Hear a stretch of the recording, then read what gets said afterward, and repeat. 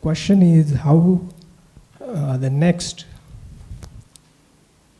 intervention,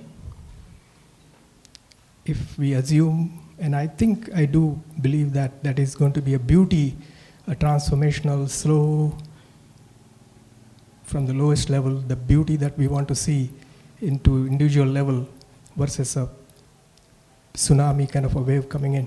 How do we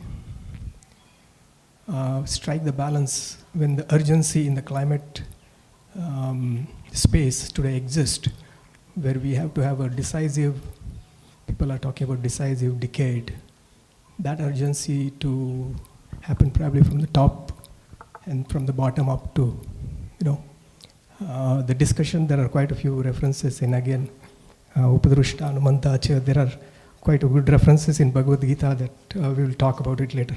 But thank you for arranging this. Thank you.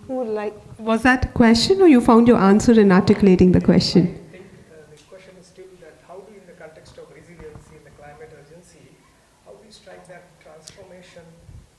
Yeah, so in the situation when there is the force of bringing in that benevolent act and the resolute will, but also there's a sense of urgency, and there's a decisiveness to be taken, how do you balance that? Yeah. To me, it's like sometimes like a race. Who is winning first? Is it the greed of mankind, or is it the aspiration for a higher life, which is pressing? And both things are in competition.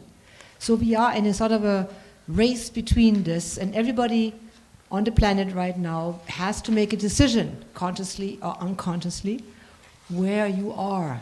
Do you help this side or do you help that side? On which side are you?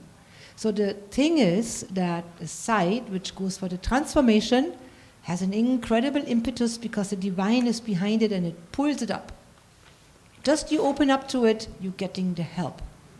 So with that, things are changing and everything will fall into place.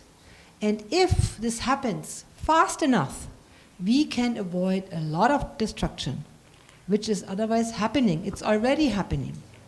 So how much destruction will happen until we finally learn to align ourselves to the highest truth and have it pulled down, that depends on us. It is not foreseeable.